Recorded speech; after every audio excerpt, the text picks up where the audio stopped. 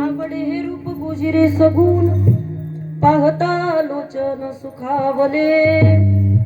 आता दृष्टी पुढे ऐसाची तू राये, जो मी तुझ पाहे पांडुरंगा। लाचावले मन लागली से गोडी, ते जीवे न सोडी ऐसे केले। आता दृष्टी पुढे ऐसाची तू राहे, जो मी तुझ पाहे पांडुरंगा। तुका म्हणे आम्ही माघावी लढीवाळी, पुरवावी आळी माय बापा। आता दृष्टी पुढे ऐसाची तू राहे, जो मी तुझ पाहे पांडुरंगा। विठ्ठल विठ्ठल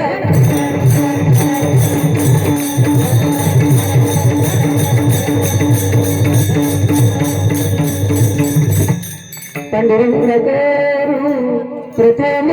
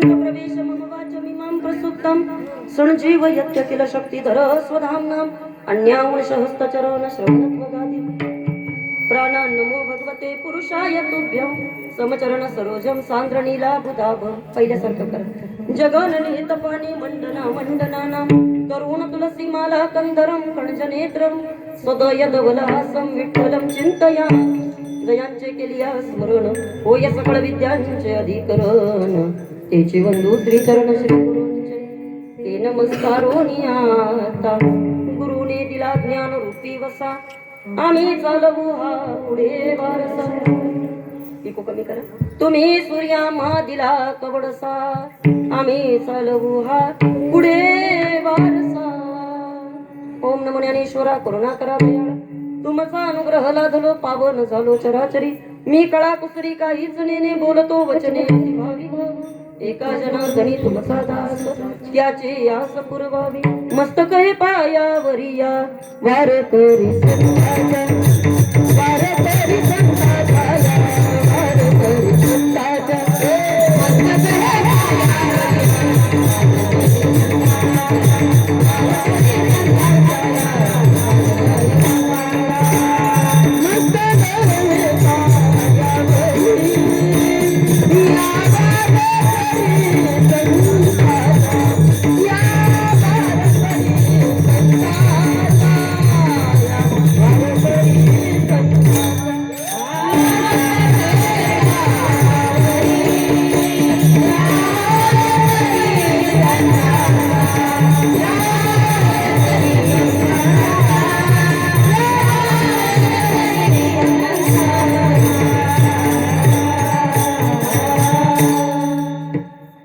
मस्तक हे कैवल्य तेजोनिधी भगवान श्री ज्ञानोबराया जगद्गुरु श्री संत तुकोबराया आदी करून सर्व संतांच्या चरणी साष्टांग अभिवादन करते मायबाप श्रोत्यांना वंदन करते आणि या कीर्तन रूपी सेवेला सुरुवात करते कीर्तन रूपी सेवेकरता गायलेला अभंग देहूचे सुप्रसिद्ध साधू वैराग्याचे मूर्तिमंत पुतळे जगद्गुरु जगन्मान्य जगत व्यापक श्रीमंत श्री जगद्गुरु तुकोबराय यांचा 4 चरणाचा वारकर यांच्या परिचयाचा पाठ्यातला परमात्म्याकडे गेल्यानंतर परमात्म्याच्या स्वरूपाचं वर्णन करत असताना भगवान परमात्म्याला आता देवा तू फक्त डोळ्यासमोर उभं राहा आणि तुझ्याकडे मागतोय कारण तू आमचा मायबाप आहे असं या ठिकाणी गोड मागणं तुकोबराया आजच्या अभंगामध्ये देवासमोर करतात विठ्ठल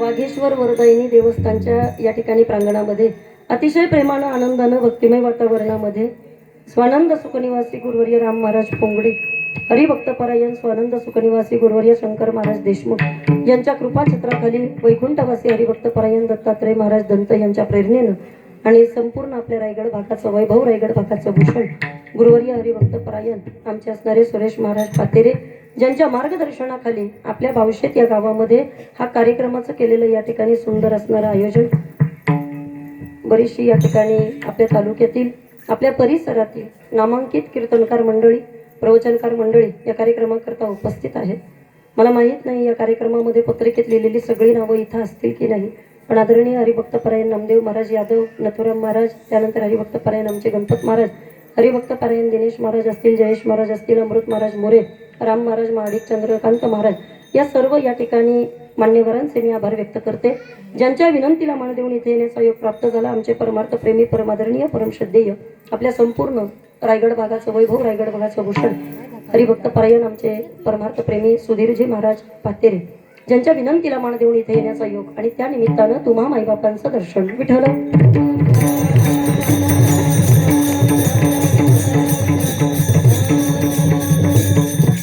कितवं वर्ष आहे का पहिलंच आहे हा कितवं वर्ष आहे अंदाज का पहिलंच पहिलं तर नाहीये म्हणजे बरीच वर्ष झाली चला सालाबाद प्रमाणात चालत असणारा या ठिकाणी हा 1 दिवसीय सोहळा या निमित्तानं तुम्ही आम्ही सर्वजण इथं जमतोय चला या भावशेत मधील ग्रामस्थ मंडळी असतील पंचक्रोशीतील आलेले भाविक वर्ग असतील सर्वांचे या ठिकाणी मी ऋण व्यक्त करते आभार व्यक्त करते ज्ञानोबराया तुकोबराया जशी बुद्धी देईल तसं आपल्याला या अभंगावरती बोलायचंय फक्त बसलेल्यांना विनंती बसताना तहाड बसा 1 सर्वांगाचे कान करून चिंता नाही का 2 तुम्हाला माहितीये का मी पावल्या खूप चांगल्या खेळते माहिती का तुम्हाला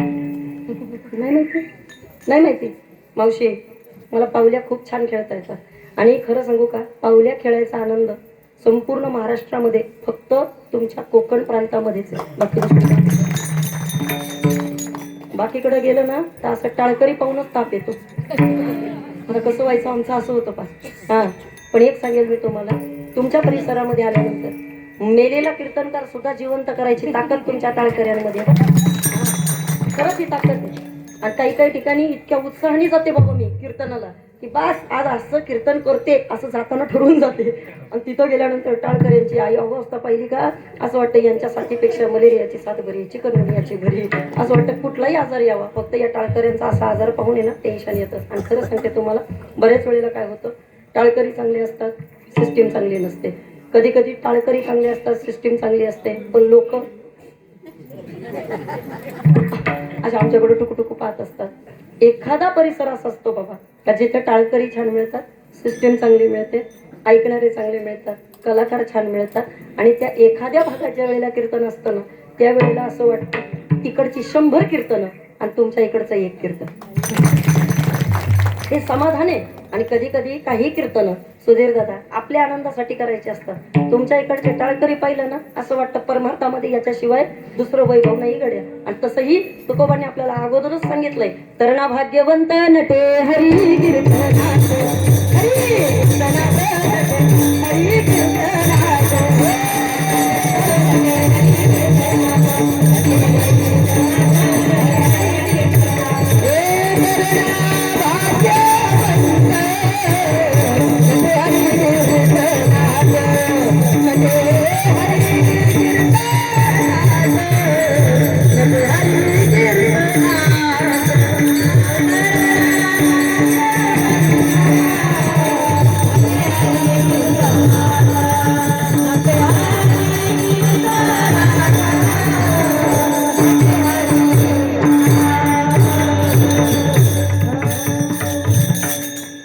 तुम्ही आज पाण्याच्या बाटल्या आणतच राहा.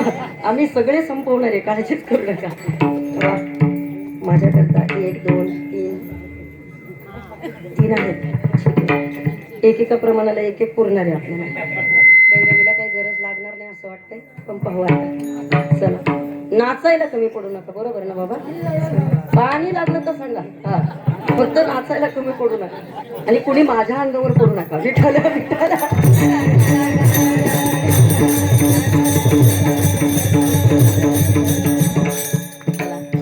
वारकरी संप्रदायामध्ये जो आनंद आहे तो जगाच्या पाठीवर कुठल्याच संप्रदायामध्ये नाही. दादा इकडे पाहता सगळेजण, ऐका. जगामध्ये इतर कोणत्याही संप्रदायामध्ये जा, इतर कोणत्याही ठिकाणी तुम्ही जा, जो आनंद परमार्थामध्ये मिळतो तो आनंद जगाच्या बाजारामध्ये कुठेच मिळत नाही. भाग्यवंता घरी भजन त्याची वाट पाहे रघुनंदन. जगाच्या बाजारामध्ये काय मिळत नाही, फक्त इकडं पहा, हा परमार्थ दुर्लभ आहे, हा मिळत नाही. आता ऐका बरं, काही गोष्टी जीवनामध्ये तुम्हाला आम्हाला दुर्लभ सांगितल्या. काय दुर्लभ आहे ऐका. संताची संगती दुर्लभ आहे, परमात्म्याचं या ठिकाणी दर्शन होणं दुर्लभ आहे, आणि सगळ्यात महत्वाचं म्हणजे मनुष्य देह तुम्हाला आम्हाला मिळणं दुर्लभ आहे. बरोबर आहे? प्रमाण प्रत्येकाची पाठ आहे, जास्त नको प्रमाण. नाहीतर तुम्ही म्हणाल नुसती आता प्रमाण म्हणत राहिली, नुसती नाचूनच गेली. थोडं चिंतन पण कळलं पाहिजे. ही माझी सगळी प्रेमाची आणि आवडीची वारकरी आहेत समोर बसलेली, ते माझं कीर्तन ऐकायला येतात, त्याच्यामुळं चिंतन त्यांच्या करता आणि बाकी आनंद तुमच्या करता. विठ्ठल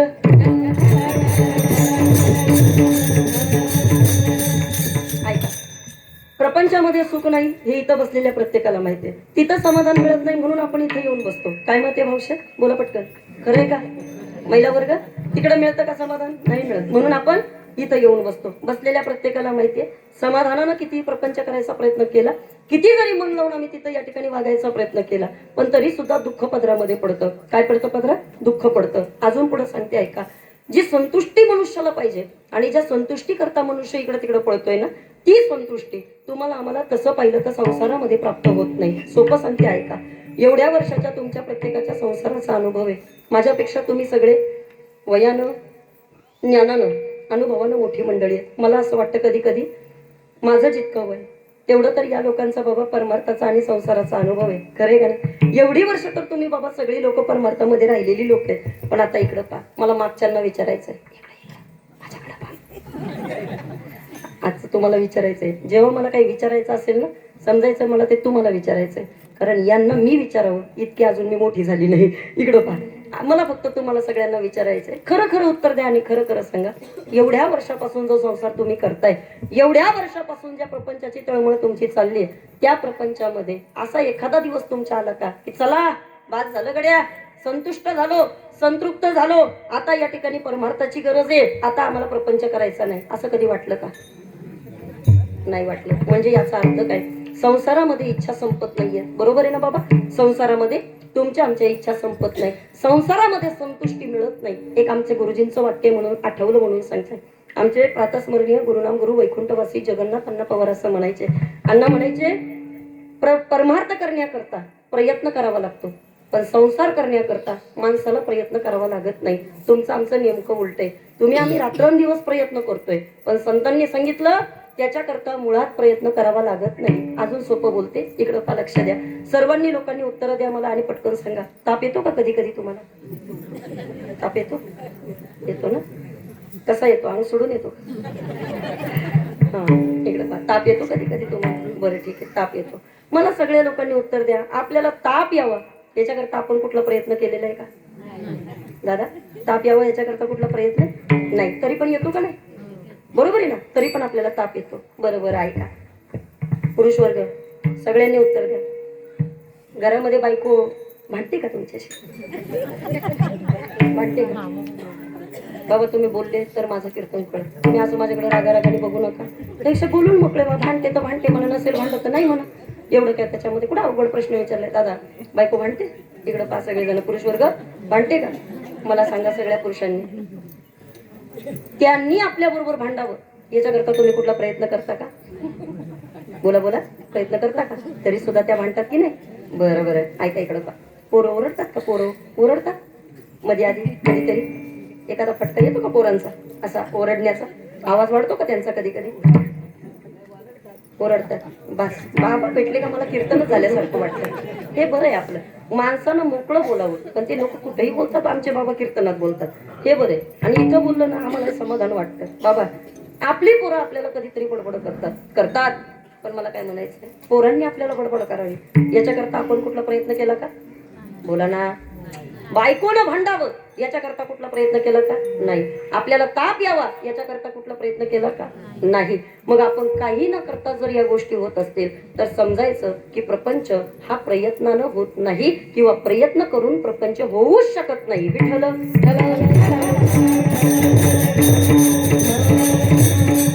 मग ताई प्रपंच होतो कशानं? त्याचं उत्तर पहिलं आम्हाला द्या. तुम्ही म्हणता ना प्रपंचानं या ठिकाणी प्रयत्नानं प्रपंच होत नाही, मग आमचा प्रपंच होतो कशानं? त्याचं उत्तर आपल्याला संतांनी दिलं. भोगने ते फळ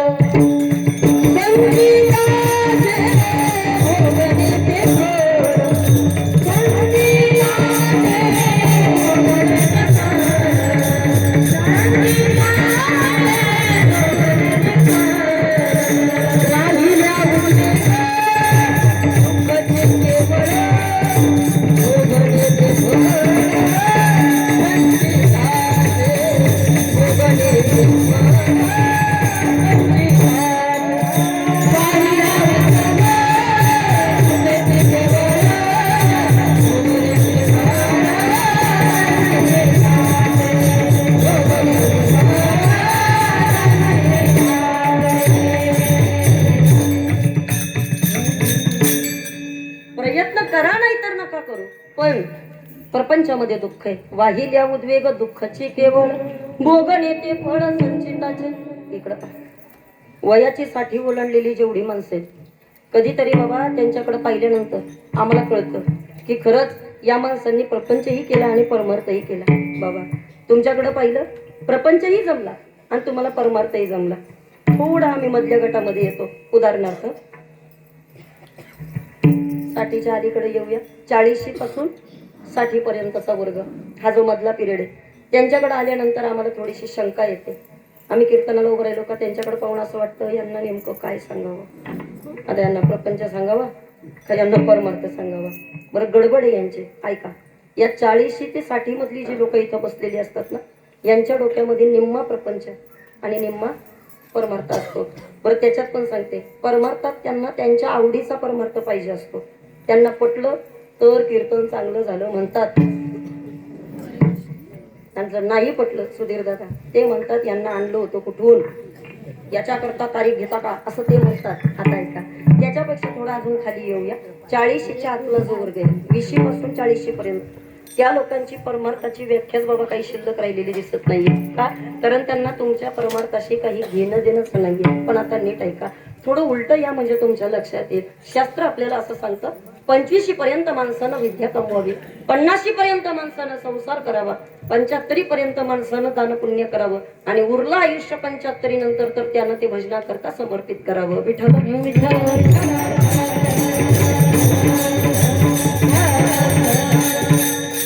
परमार्थ नेमका कोणता वया करताय ते फक्त आम्हाला कळालं पाहिजे. बरं, आपली गडबडही सांगते तुम्हाला, तिकडं वाईट वाटून घेऊ नका, पण मला तुम्हाला प्रत्येकाला सांगायचंय, बसलेले महिला वर्ग खरं खरं उत्तर द्या. आतापर्यंत संसारामध्ये समाधान मिळालं नाही, आतापर्यंत संसारामध्ये सुख मिळालं नाही. आता इथं बसलेल्या प्रत्येकाला माहितीये ताई, नखाबोटाशी प्रपंच केला पण त्याच्यामधनं आम्हाला काही साध्य करता आलं नाही. पण सगळ्या बसलेल्या लोकांनी मला उत्तर द्या आणि मला सांगा, तुमच्यापैकी एक जण तरी असा आहे का ज्यानं आपल्या पोराला सांगितलं, ए पोरा, संसारात दुःख आहे, लग्न करू नको? बोला ना बाबा, आहे का कोणी? मी तर हातच मागं घेतले, माझ्याकडे पाऊस नका तुम्ही. आहे का असं कोणी वारकरी बाबा?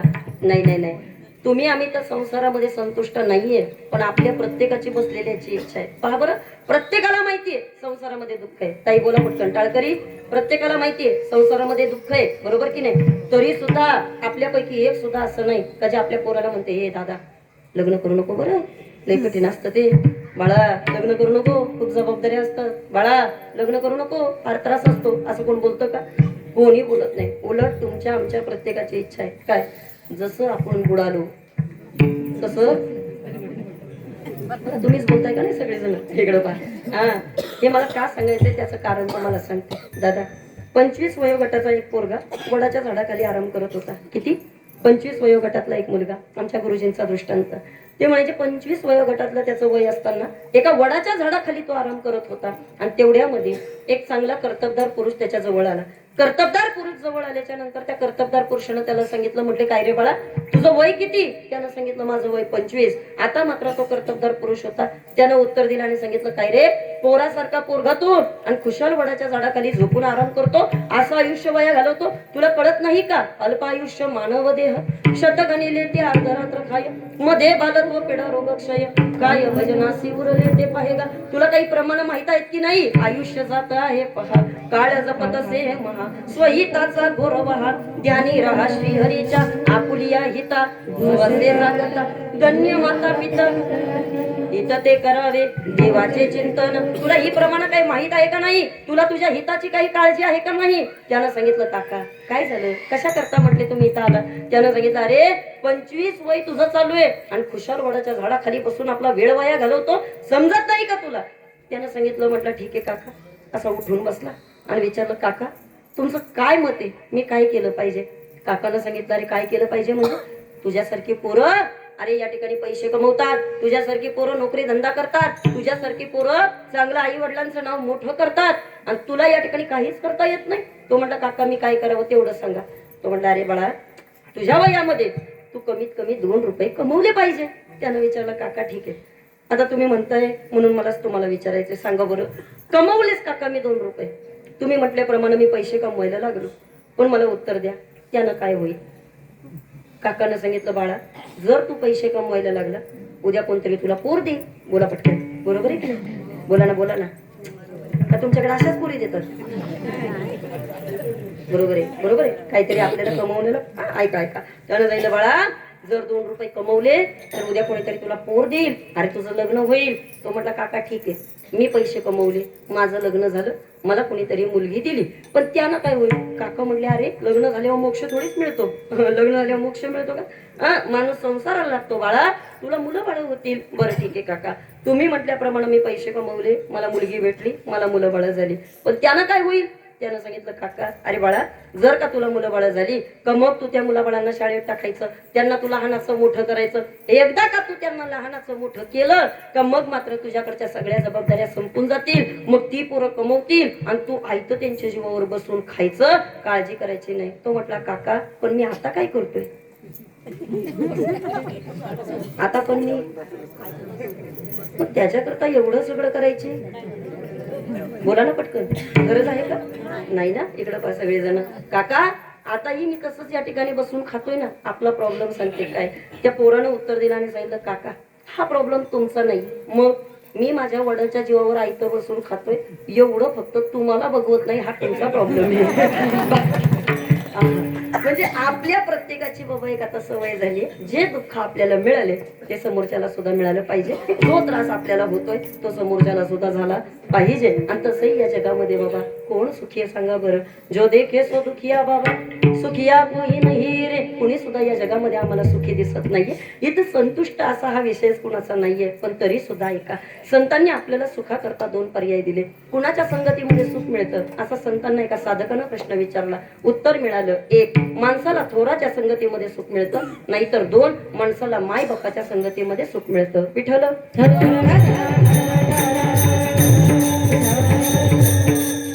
थोराच्या संगतीमध्ये म्हणजे मोठ्याच्या संगतीमध्ये राहिल्यानंतर माणसाला सुख मिळतं. काय मिळतं मोठ्याच्या संगतीमध्ये राहिल्यानंतर? मोठ्याच्या संगतीमध्ये राहिल्यानंतर 5 गोष्टी माणसाला मिळतात. किती गोष्टी? बोलत नाही का तुम्ही? बोला ना पटापटा. 5 गोष्टी माणसाला मिळतात बाबा.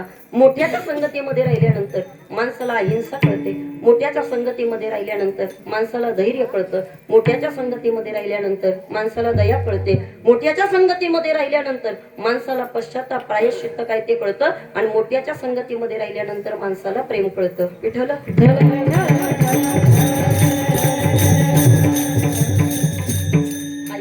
तुम्ही आम्ही जाणून बुजून कुठलं पाप करत नाही, पण तरी सुद्धा कळत न कळत आपल्याकडनं पाप होतात. काय मत आहे तुमचं?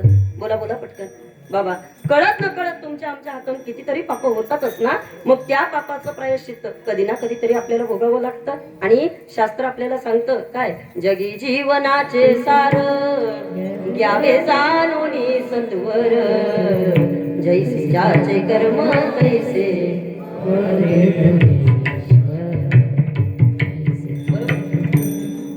ते म्हणा ना, म्हणा मला आवडते.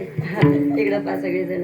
ज्ञानी असो वा ज्ञान, गती एक आहे जाण, मृत्यूला न चुकवी कोणी, कोण असो अथवा सान, सोड सोड माया सारी, सोड सोड माया सारी, आहे जग हे नश्वर, जैसे दाटे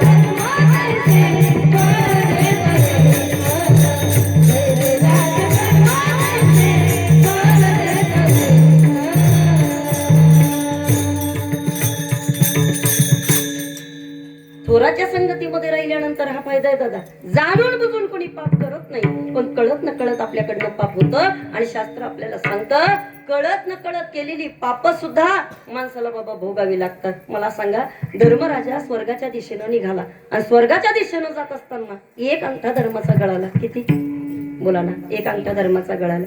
धर्माला इतका राग आला, धर्मानं सांगितलं, म्हटले चला याचा जाब आपण चित्रगुप्ताला विचारला पाहिजे की काही पाप आयुष्यामध्ये केलं नाही, मी कधी जीवनामध्ये खोटं बोललो नाही, तरी सुद्धा माझा एक अंगठा कसा काय बरं गळून पडावा. हा राग बाबा धर्माच्या मनामध्ये होता. धर्मानं चित्रगुप्ताकडे जाऊन सांगितलं, ए चित्रगुप्ता, तुझ्याकडे खोटा न्याय आहे. अरे खोटं बोलतोस तू, तुझ्याकडचा न्याय चुकीचा आहे. चित्रगुप्तानं सांगितलं, काय झालं धर्मराजा, कशाला माझ्यावरती ओरडताय? काय झालं? अरे आयुष्यामध्ये कधी एकदा खोटं बोललो नाही, कधी कुणाबरोबर चुकीचं वर्तन केलं नाही, धर्मानं वागतो म्हणून माझं नाव धर्म ठेवण्यात आलं. आणि धर्मानं वागून सुद्धा एक अंगठा गळाला, याच्या मागचं काय कारण आहे? चित्रगुप्तानं सांगितलं, त्याच्याकरता कॅटलॉग चेक करावं लागेल. इकडे पा सगळेजण. त्यावेळेला कॅटलॉग होते बाबा, आता कॅटलॉग नाही राहिले. लक्षात राहू द्या सगळ्यांनी. आता चित्रगुप्त पण लॅपटॉप वापरतोय. थोडं सावधगिरीनं वागलं पाहिजे ना आपण सुद्धा. आता चित्रगुप्ताकडे पण बाबा लॅपटॉप आहे. त्यानं फक्त नाव टाकायचं, आली संगीताची सगळी हिस्ट्री, काय काय केलं, कुठं गेली, काय वागत होती, कशी राहत होती, कुणाला काय बोलत होती. मी माझं सांगते, तुम्ही तुमच्यावर पण घ्या. विठ्ठल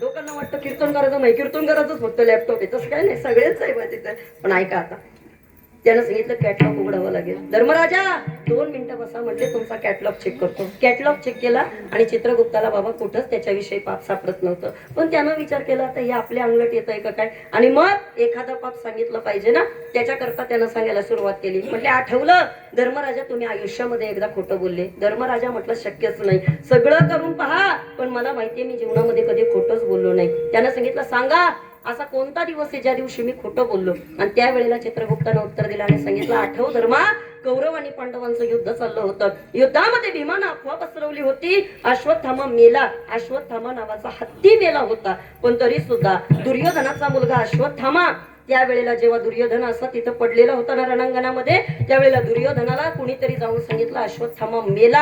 आणि अश्वत्थामा मेला ही बातमी जेव्हा दुर्योधनाच्या कानावरती पडली, त्यावेळेला दुर्योधनाचा देवावर विश्वास नव्हता, एवढा विश्वास कोणावर होता, धर्मावरती होता. दुर्योधनाने येऊन त्यावेळेला काय विचारलं होतं, द्रोणाचार्याने नाही हो, दुर्योधनानं. थोडं बघा ना, आपण पाहूया. दुर्योधनाने येऊन विचारलं होतं की धर्मा खरं उत्तर दे आणि खरं खरं सांग की माझा अश्वत्थामा मेला का. आता नीट ऐका, अश्वत्थामा मेला का एवढंच फक्त धर्मा तुला विचारलं होतं. पण अश्वत्थामा हे नाव हत्तीचं होतं हे त्याला माहित नव्हतं. त्यानं फक्त सांगितलं नरोवा, नरोवा बरोबर आहे, एवढा शब्द फक्त त्याच्या तोंडात गेला. आणि वारकरी बाबा एक अंगठा एका शब्दाकरता गळून पडला. मला काय म्हणायचं, तुम्ही आम्ही जर ठरवलं स्वर्गात जायचं, नेमका शरीराचा कोणता अवयव घेऊन जाऊ शकतो द्या बरोबर, आपली तर गॅरंटी नाही. तुम्ही बाबा तुमचा विचार करू.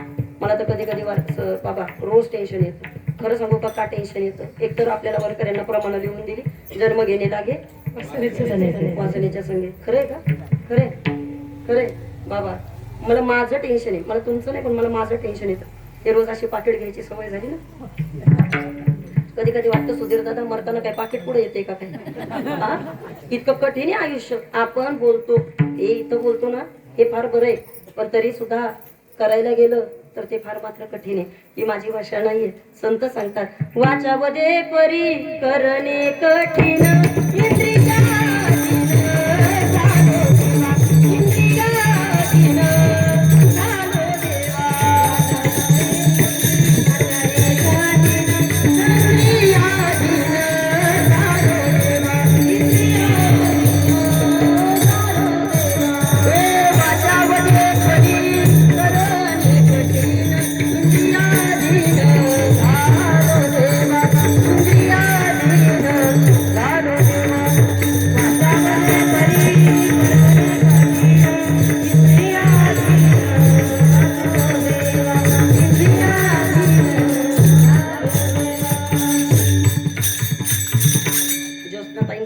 टाळी वाजवा बरं. खूप दिवसानंतर भेट झाली पण सुंदर आणि गोड गळा. तिकडं पहा वाचावदे परी करणे कठीण, इंद्रियाधीन झालो देवा. तुकोबरा या देवाला म्हटले देवा मी लोकांना भरपूर काही बोलतोय रे, पण मला आता कळतंय आपण बोलणं सोपं आहे पण ते आज सत्यामध्ये आणणं मात्र कठीण आहे. थोराच्या संगतीमध्ये राहिल्यानंतर वारकरी बाबा अहिंसा कळते.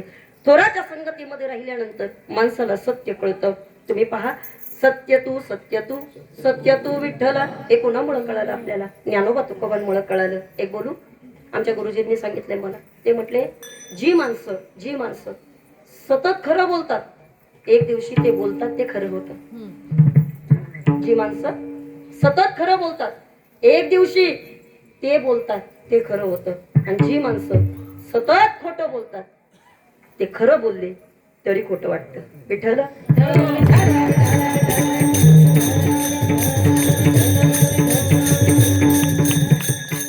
आज नव्हतं सांगायचं पण आता मी सांगणार आहे. सांगू? शाळेमध्ये असताना आपल्या प्रत्येकाला एक धडा होता वारकरी बाबा. धडा म्हणजे कोणता तुम्ही ऐकलेली गोष्ट आहे. कदाचित मला वाटतं ही गोष्ट प्रत्येकाच्या कानावर न गेली. जंगलामध्ये एक मेंढपाळ या ठिकाणी रोज आपल्या मेंढ्या पाळण्याकरता जायचा. ऐकली? ऐकली. काय पुढे काय आता काय सांगायचं. लांडगा तुमच्या तोंडात आला हे पुढे बोलायलाच नव्हता. कळलं की तुम्हाला? वा. आणि खरं सांगू का असे श्रोते पाहिजेत बाबा ऐकणारे. याला श्रोते म्हणतात. विठ्ठल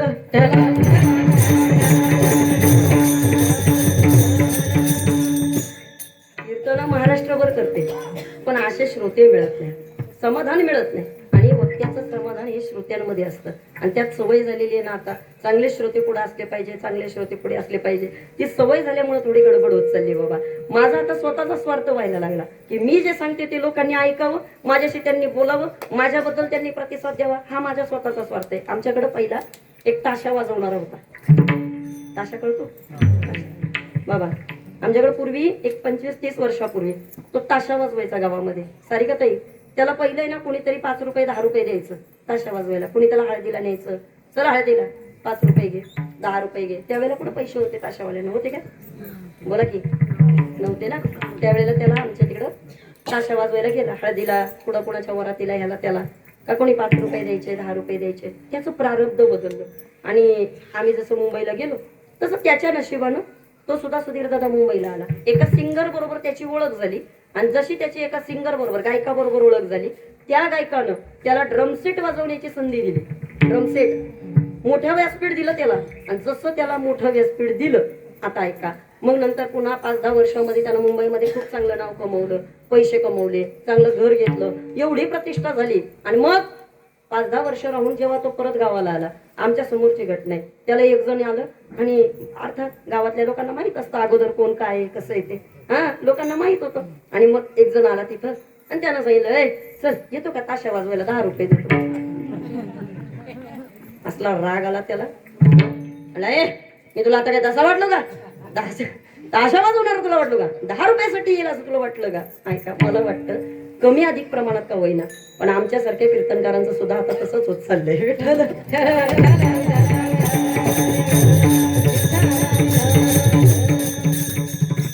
पहिलं काही वाटत नव्हतं, लोकांनी कसं कीर्तन ऐका नका ऐकू, पण आता हे बघा, असं उठलं ना तरी टेन्शन येतं, का उठली असं बापूर्गी. हा प्रॉब्लेम झालाय. म्हणजे ताशा वाजवण्यासारखी गंमत आहे, दुसरं काही नाही. ऐका, आता सांगते तुम्हाला, थोर माणसानं सत्य कधी या ठिकाणी जर कुठं शिकायला मिळत असेल तर ते सत्य थोराच्या संगतीमध्ये शिकायला मिळतं. लांडगा आला रे आला, बरोबर ना? इथंच होतो ना आपण. ऐका इकडं पहा, जी माणसं कायम खरं बोलतात, एक दिवशी ते बोलतात ते खरं होतं. आणि जी कायम खोटं बोलतात, त्यांनी किती खरं सांगायचा प्रयत्न केला, पण तरी सुद्धा त्यांचं खरं असलेलं सुद्धा लोकांना खोटं वाटू लागतं. आणि म्हणून आपल्याला संतांनी सांगितलं, एक करा, काय करा, माणसानं एकतर कमी बोलावं. नंबर 2, माणसानं दुसऱ्याला या ठिकाणी आवडेल असं बोलावं. नंबर 3, आवडेल असं बोलत असताना त्याच्यामध्ये समोरच्याचं हित असावं. आणि नंबर 4, या ठिकाणी ते हित करत असताना माणसानं सत्य बोलावं. विठ्ठल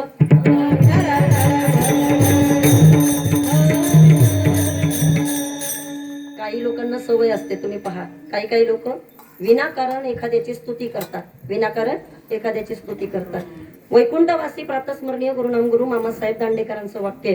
मामासाहेब दांडेकर म्हणायचे, एकतर कीर्तनकारानं कोणाची स्तुती करू नये, एक. आणि जर एखादा स्तुती करण्यायोग्य असेल तर त्या कीर्तनकारानं त्याची स्तुती केल्याशिवाय राहू नये. जर तुम्ही त्या कीर्तनकारानं जर त्या व्यक्तीची स्तुती जर त्यावेळेला नाही केली त्याचे सुद्धा दोष लागतात. आणि विनाकारण केली तरी सुद्धा दोष लागतात. इतका अवघड आहे, काय बोलावं किती बोलावं हे माणसाला कळायला पाहिजे. तुम्ही पहा, काही माणसं विनाकारण बोलत असतात, काही बोलत असतात, काही खरं बोलतात, काही खोटं बोलतात. पण आता जरा पुरुष वर्ग माझ्या समोर बसले, मला तुम्हाला जाता जाता काही टिप्स द्यायच्या, देऊ का? देऊ का? देऊ. इकडं पहा, माझी पहिली टिप्स आहे, ऐका इकडं पहा. घेऊन जाता जाता आता कीर्तनातनं एवढ्या चांगल्या टिप्स मी त्याचं कोणाला देत नाही, पण आज तुम्ही सगळे मला माझ्या आवडीची माणसं आहेत म्हणून द्याविषयी वाटते. ऐका, माझी पहिली टिप आहे, एकतर पुरुषानं बायकोशी कधी खोटं बोलू नये.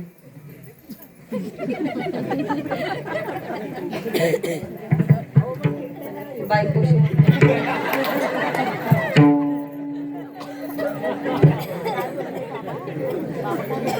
तिकडे एवढा अवघड आहे, खोटं बोलल्याशिवाय कीर्तनाला येत आहे. हे रुपाली, हे रेकॉर्ड कर गा, आपण जरा लोकांना सांगू, खोटं बोलल्याशिवाय कीर्तनाला येत आहे. कसं आहे पहा, एकतर बायकोशी खोटं बोलू नका. का? कारण तुम्ही जरी किती खोटं बोलले तरी तिला खरं कळतं. आता पुढचं ऐका की, माणसानं बायकोशी खरंही बोलू नये. ऐका ना पुढचं, ऐकतच नाही तुम्ही लोक, मला काय बोलायचं. पुढचं ऐकतच नाही तुम्ही. बरोबर मला काय देऊ, मी आपलं चांगलं टिप्स देत होते तुम्हाला. देऊ का नको देऊ सांगा फक्त. आता तुमच्या इथंच आहे, देऊ. एकतर माणसानं बायकोशी खोटं बोलू नये. कारण का, तिला खरं कळत. आता ऐका, पुरुषानं बायकोशी खरंही बोलू नये. खरंही बोलू नये. का बरं? तुम्ही किती खरं बोला, त्यांचा तुमच्यावर विश्वास पटत नाही. हेच सांगायचंय मला. ऐका ना, हेच मला सांगायचंय. तुम्ही किती खरं बोला, तुम्ही किती चांगलं वागा, त्यांना तुमच्यावरती विश्वास नाहीये. मग ताई, आता तुम्ही म्हणता बायकोशी खरं बोलायचं नाही, बायकोशी खोटं बोलायचं नाही. मग नेमकं आम्ही काय करायचं? सोपं सांगते तुम्हाला. तिला आवडेल ना तसं बोलायचं. तिला कुठं जायला आवडतं, आपण म्हणायचं आम्ही तिकडेच चाललो. हा, ती काय म्हणते, आपल्या तिच्या सोयीने घ्या, प्रपंच चांगला होतो. पण काय करू, माणसाला इतकं पण खोटं नाही बोललं पाहिजे का ते आपल्या अंगलट आहे. कारण सोडवायला संगीताताई नाहीये, ज्याच्या त्यांनी जबाबदारीला खोटं बोलत चला. हा, कारण मी येणार नाहीये. ऐका सांगते तुम्हाला, हे का बोलायचं याचं कारण सांगते. तसं पाहिलं तर माणसानं कधी खोटं बोलू नये. पण आता ऐका, याज्ञवल्क्यांची एक नीती आहे. याज्ञवल्क म्हणतात माणसानं खोटं बोलू नये, पण याज्ञवल्कांनी एक सोपा पर्याय दिला. त्यांनी आपल्याला असं सांगितलं, ते म्हटले एकतर माणसानं खोटं बोलू नये, पण यात कदाचित एखाद्या प्रसंगाला जर तुम्हाला खोटं बोलायची वेळ आली तर त्यांनी तुम्हाला एक सोल्युशन दिलं. देऊ का? देऊ. पुन्हा कोणाला सोल्युशन पाहिजे? हातवर करा, हातवर करा, तरच देणार बाबा, नाहीतर नाही देणार. याज्ञवल्कांची नीती आहे. मी अभ्यास करून आली म्हणून सांगणार आहे. कुणाला पाहिजे सोल्युशन? एकतर माणसानं खोटं बोलू नये, आणि जर त्या खोटं बोलण्याचे दोष नको असतील तर याज्ञवल्क आपल्याला सांगतात एक करायचं काय, त्यानं तेवढी त्याची बाजू सावरण्याकरता एखाद्या तुळशीला स्पर्श करावा. जर त्यानं तुळशीला स्पर्श करून एखाद्या वेळेकरता खोटं बोललं तर त्याचे दोष त्याला लागत नाही. पण याचा अर्थ असा नाही दिवसभर खोटं बोलायचं, याची जबाबदारी कीर्तनकार घेत नाही. ऐका, माणसानं सत्य बोललं पाहिजे. नंबर 2, ऐका, थोराच्या संगतीमध्ये राहिल्यानंतर अहिंसा कळते, थोराच्या संगतीमध्ये राहिल्यानंतर सत्य कळतं, थोराच्या संगतीमध्ये राहिल्यानंतर प्रेम काय ते कळतं. मला असं वाटतं कधीतरी नामदेवरायांकडे पाहावं, कधीतरी तुकोबारायांकडे पाहावं. काय प्रेम असेल बाबा त्यांचं परमात्म्यावरती, ते तुम्हाला आम्हाला त्यांच्याकडे पाहिल्यानंतर कळतं. किती प्रेम करावं. अरे एवढीशी नामदेवरायाची मूर्ती, आपला फक्त बाप या ठिकाणी नैवेद्य घेऊन गेला नाही, आणि म्हणून नामदेवरायांनी हातामध्ये नैवेद्य घ्यावा, विटेवरच्या मालकाला सांगावं, देवा आता जर नैवेद्य खाल्ला नाही ना तर हा नाम इथं कापटून जीव दे. कुणी म्हणावं? नामदेवरायानं म्हणावं. विटेवरच्या मालकाला सुद्धा काळजी वाटावी. आतापर्यंत नैवेद्य दाखवणारे पाहिले, पण नैवेद्य नाही खाल्ला तर डोकं आपटून जीव देईन म्हणणारा फक्त माझा नामा पाहिला. कुणी पाहिला? फक्त नामा पाहिला. ही ताकद आहे नामदेवरायांची, आणि त्याच्याकरता संतांनी प्रमाण लिहिली, नुवे हा सामान्य महिमा संतांचा, नैवेद्य हातीचा मूर्ती. एवढा महिमा. आपण त्यांच्या संगतीत राहिलो, आपल्याला प्रेम कळतं. आणि मला वाटतं नाथांच्या संगतीमध्ये राहिल्यानंतर तर अजून प्रेमाची व्याख्या कळते. प्रेम सुख देई, प्रेम सुख. हा, तुकोबाराया तर देवाच्या दारात गेले ना, तुकोबाराया देवाला म्हणायचे, देवा खरं सांगू का, अरे हे काही देणं घेणं हे मला पटतच नाही, पण तुला जर काय करायचं असेल ना एक कर. काय? मी भक्त तू देव ऐसे.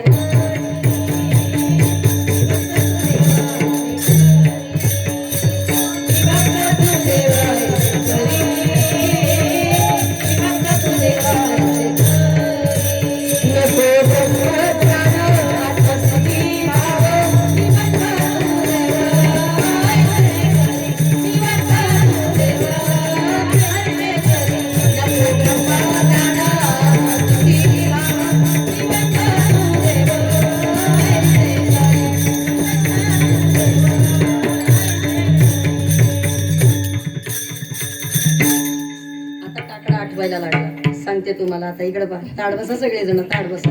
आता सांगते तुम्हाला, मी भक्त तू देवाईसे करे. नामदेवराया देवाच्या मंदिरात गेले, देवाकडे पाहिलं, आणि नामदेवरायानं सांगितलं, देवा आज माझी इच्छा आहे काय, तुझी नजर काढावी. नामा म्हणे जीवे करीन लिंबलोन, आणि विटे सहित चरण ओवाळले. सगळ्या लोकांनी इथं बसलेल्यांनी मला सांगा, विटेवरच्या मालकाचा रंग कसा आहे हो? बोला की तुम्ही. सावळा म्हणा, काळा म्हणा, काही म्हणा बाबा, काही म्हणा त्याला. नामदेवरायांनी ठरवलं आज त्याला टिक्का लावायचा, टिक्का काजळाचा टिक्का लावायचा. कुठं टिक्का लावल्यावरती दिसलो नेमका अंदाज? बोला ना बाबा, कुठं टिक्का लावल्यानंतर बरं त्याला नजर व्हावी असं खरंच त्याच्यामध्ये काही आहे का हो? हा, नीट बोला की जरा तुम्ही माझ्याशी. यशोदा मैयानं एक दिवशी कृष्ण रडायला लागला आणि यशोदा मैयानं आजूबाजूच्या सगळ्या गोपिकांना बोलवलं. काना माझा कणकण तो दृष्ट झाली बाई, दृष्ट झाली बाई याची नजर काढा बाई. काना माझा कणकण तो दृष्ट झाली बाई. कोण म्हणतं? यशोदा मैया. सगळ्या गोपिकांना म्हटले इकडे या. एक दिवशी काय झालं, कृष्णानं यशोदा मैयाला असं विचारलं, ए आई काय ग, बाकीचं सगळं जाऊ दे, लोक असं म्हणतात यशोदा गोरी, नंद बाबा गोरा आणि मी एकटा काळा, झोपले का काय? कमीत कमी आई, कमीत कमी तुझा तरी रंग पाहिजे होता, नाहीतर बाबाचा तरी रंग पाहिजे होता. आपल्या प्रत्येकाला माहितीये सावळा देखीला आनंदाचा सावळा आहे ना तो. मग एक दिवशी कृष्णाने विचारलं की का ग आई असं का बरं? मला रोज राधा विचारते की कृष्णा तुझा रंग असा कसा? यशोमती मैया से बोले नंदलाला राधा क्यों गोरी. सगळ्या बोलतात बरोबर आहे. बोली मुस्काती मैया सुन मेरे प्यारे, गोरी गोरी राधिका के नैन कजरा रे, काली नैन वालों ने काली नैन वालों ने काला जादू डाला खिचड़ी काला. एक दिवशी राग आला कृष्णाला आणि कृष्णाला राग आला. का राग आला हो याचं कारण सांगते तुम्हाला, ऐका. सगळ्या गोपिका कृष्णाच्या जवळ आल्या आणि सगळ्या गोपिकांनी सांगितलं काय रे नामदेवराय तर तुझी नजर काढायला निघाली, सगळे संत या ठिकाणी तुझं रूपाचं कौतुक करतात. काय रे कृष्णा बाकीचं सगळं जाऊ दे पण आम्हाला उत्तर पाहिजे. कृष्ण म्हटला सांगा, या जगात असा प्रश्नच नाही ज्याचं उत्तर माझ्याकडे नाही. चतुरा तू शिरोमणी गुणलावण्याची खाणी मुकुट सकळा मुनी आणि धन्य तुझी विठोबा. देव चतुर देव चतुर लोक माझ्या करता प्रमाण म्हणतात, एवढा चतुर आहे, बोला तुम्हाला काय प्रश्न पाहिजे ते. आणि सगळ्या गोपिकांनी प्रश्न विचारायला सुरुवात केली. सांग रे कृष्णा, हे कृष्णा सांग जरा इतना बता दे कान्हा तेरा रंग काला क्यों, जरा इतना बता दे कान्हा तेरा रंग काला क्यों, इतना बता दे कान्हा तेरा. ताली वाजवून हात वरती.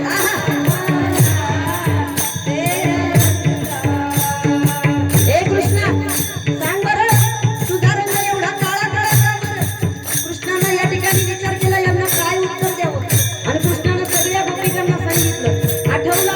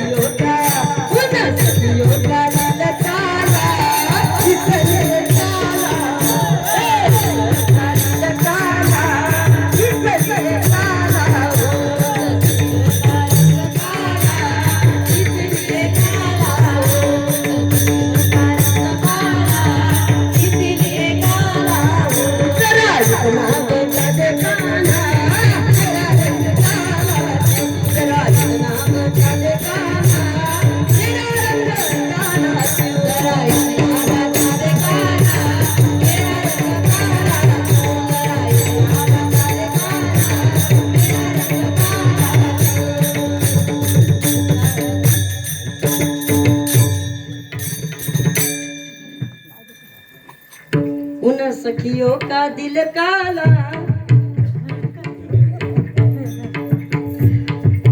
बाबा तो कसा आहे? ज्ञानोबरायांना विचारा ना, ज्ञानोबराया सांगतील तो कसा आहे. ज्ञानोबराया म्हटले, मी त्याला पाहिलं, अव्यक्त निराकार नाही जाकर, जे तोनी चराचर हरी शिवजे. इकडं पासवे वारकरी निर्गुण निराकार परमात्मा जो जो संतांनी पाहिलंय ना, संतांनी त्या निर्गुणपणाचं बाबा या ठिकाणी दृष्ट काढलं.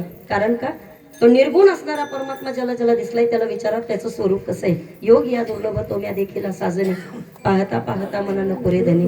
इतकंच काही योगी यांच्या ध्यानी ध्याता ना थोडसी, आणि तो मापासी मागे पुढे अनंत रूपी अनंत विषय देखील मिळत असे. बाप रकुमा देवी वरून फुलं बांधलेले असे. तसं त्याच्यामध्ये काहीच नाहीये, पण तरी सुद्धा त्याच्यात जे आहे ते दुसरं कोणाकडेच नाहीये. थोडं नीट ऐका. तसं त्याच्यामध्ये काहीच नाहीये, पण तरी सुद्धा त्याच्याकडे जे आहे ते या जगात कुठंच नाहीये. सांगेल मी तुम्हाला, कधी बसलेल्या लोकांनी मला सांगा, देवाला पाहून कुणाला कंटाळा आला असा एक तरी वारकरी इथं बसलाय का? बोला बोला बोला. आपली तोंड पाहून आपल्याला कंटाळा येतो, आपल्या बायकोचं तोंड पाहून तर खूपच येतो. खरं तर बोलताच येत नाही तिच्याशी, खरं का नाही? ते तर काय खरं बोलतात, सगळे खोटं बोलून कीर्तनाला आले का, बायको बोलून का कंटाळा आलाय आपल्याला त्यांचा. पण ऐका, परमात्म्याचा कधी कंटाळा येत नाही. येतो का कंटाळा? कधीच कंटाळा येत नाही. आणि म्हणून तुकोबारांनी सांगितलं, देवा खरं सांगू का, ऐका, ज्याच्याकडे तुम्हाला काहीतरी मागायचंय ना, अगोदर तुम्हाला त्याची स्तुती करावी लागते. ज्याच्याकडे तुम्हाला काहीतरी मागायचंय, अगोदर तुम्हाला त्याची जाऊन हात जोडावे लागतात. ज्याच्याकडे तुम्हाला काहीतरी मागायचंय, अगोदर तुम्हाला त्याला खुश करावं लागतं. तुम्ही पहा, लहानसं बाळ जरी असेल ना, त्या आधी काहीतरी पाहिजे असेल तर आपल्या बाबाकडे जातं आणि बाबाला या ठिकाणी इतकं प्रेम देण्याचा प्रयत्न करतं. का? कारण त्याला काहीतरी त्या बाबाकडनं पाहिजे. आणि जर तुम्हाला देवाकडनं काहीतरी पाहिजे तर अगोदर त्याला तुम्हाला खुश करावं लागणार आहे. बरं दादा, असं तो देणार नाही. मग तुकोबारा यांनी मार्ग बदलला.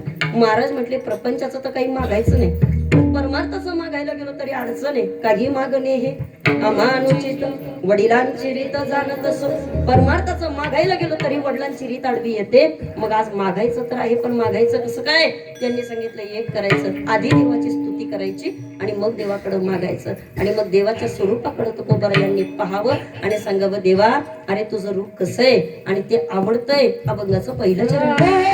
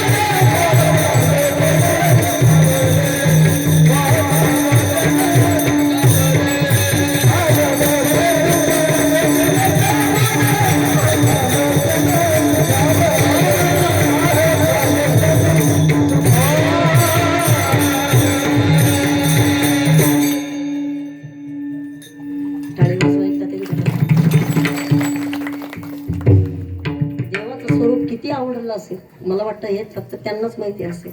आवडे हे रूप गोजिरे सगोन. एक बोलू, राग नसून येणार बोलू. बाबा सुधीर दादा, तुम्ही आम्ही कोणाच्या घरी जरी गेलो ना, घरी जरी, तरी सुद्धा याचं फर्निचर कसं आहे रे, याचा कुठल्या कंपनीचा आहे रे, याचा टीव्ही किती इंचेस असेल, बोला बोला. आपले डोळे बाबा सगळं बघतात, सगळं नको ते बघतात. हा, त्याला पाहण्याकरता जी नजर लागते, मला वाटतं ती फक्त ज्ञानोबा तुकोबांकडे होती. बरं, ज्ञानोबांना माहित होतं त्याला या चांबड्याच्या डोळ्यानं आपण पाहूच शकत नाही. या चांबड्याच्या डोळ्यानं देव दिसतोय बाबा, तसा त्याला देव नाही दिसत. तुमच्या आमच्या जीवनामध्ये या ठिकाणी आपल्याला संतांनी सावध केलं, बाबा रे खरंच परमात्मा पाहायचा असेल ना, तर एकतर तुम्हाला गुरुची कृपा करून घ्यावी लागेल. त्याची कृपा झाल्याशिवाय तर तुम्हाला देव तसा दिसणार आहे का, बोला बोला. तसा देव तुम्हाला दिसू शकत नाही. एकतर तुम्हाला त्याची कृपा व्हावी लागते, आणि ज्या दिवशी साधूची कृपा होते, ज्या दिवशी तुम्हाला श्री गुरुची कृपा होते, त्यावेळेला कळतो परमात्मा किती सुंदर आहे. ज्या वेळेला आपण त्याला पाहतो ना, त्यावेळेला बाबा हे सगळं सुख आपल्याला नश्वर वाटतं. मग आपल्याला आपल्या स्वतःच्या देहाचा विसर पडतो. मला वाटतं सगळी प्रमाणगाथ्यातली संतांची थोडी डोळ्यासमोर आणा. काय अवस्था असेल बरं, देह जाऊ अथवा राहू पांडुरंगी दृढ भाऊ. काय अवस्था असेल बरं संतांची, की देवा आता आम्हाला दुसरं काहीच नको. तुम्ही पहा ना, रात्रीच्या 12 वाजता आपल्या पतीच्या शेजारी झोपलेली गोपिका कृष्णाचं ध्यान करते. कस काय जमत असेल बाबा, कस काय जमत असेल बरं. आपण काय म्हणतो, पतिव्रता हा स्त्रीचा धर्म आहे, बरोबर की नाही. आणि जर तिचा पतिव्रतेचा धर्म असेल तर ती रात्रीच्या 12 वाजता कृष्णाची आठवण कशी काय काढू शकते बरं. नवल ऐका, नवल नवल. रात्रीच्या 12 वाजता एखाद्या गोपिकेला जर कृष्णाची आठवण आली ना, तर 12 वाजता बाबा कृष्ण तिच्या समोर येऊन उभा राहायचा. किती वाजता, 12 वाजता.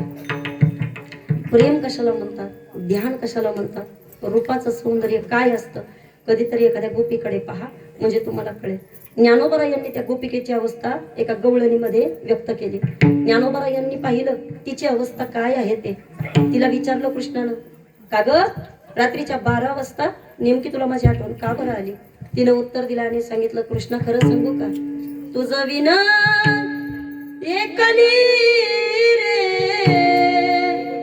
कृष्णा नग निराती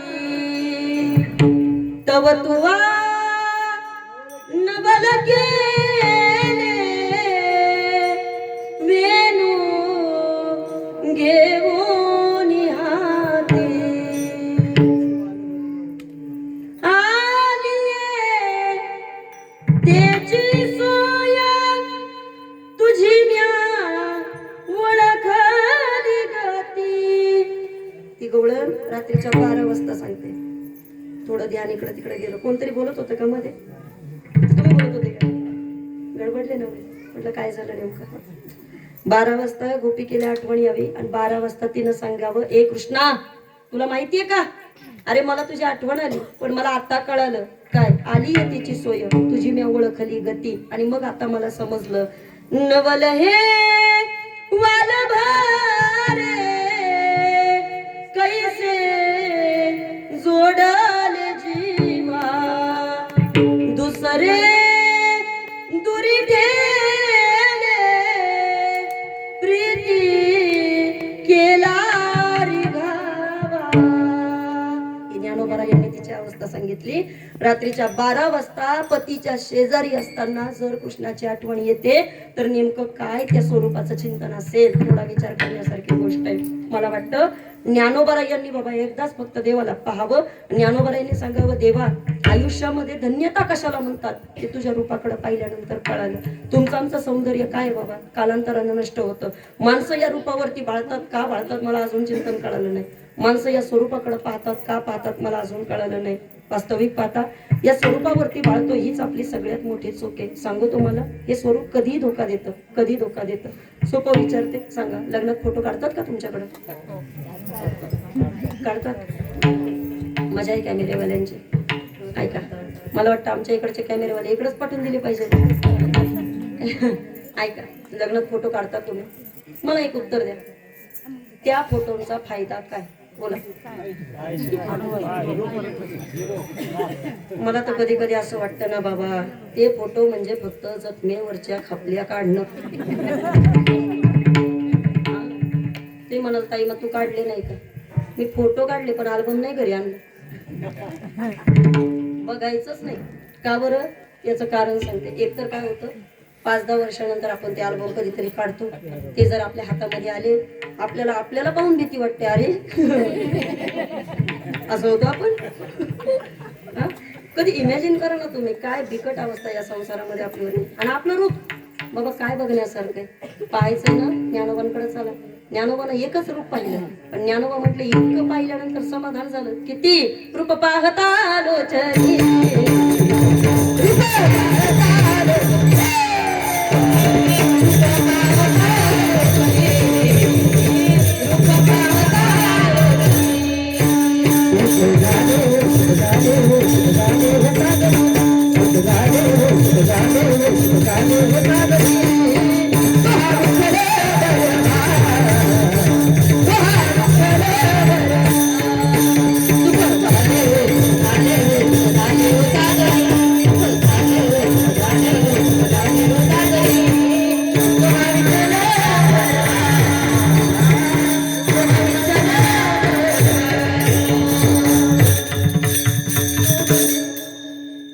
ज्ञानोबा यांनी पाहिलं.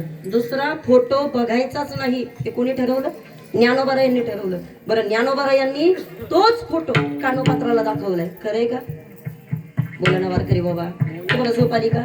संपवायचं का कीर्तन? तुम्ही बोलत नाही म्हणून म्हटलं, बाकी काही नाही. वारकऱ्याच्या जीवनातला एक विसावा आहे. कोणता? पंढरीच्या पायी थोडा घ्या विसावा, पहा मंगळ वेढा दामाजीचा, तिथलीच होती कानोपात्राबाई, ती तल्लीन झाली विठ्ठलाबाई.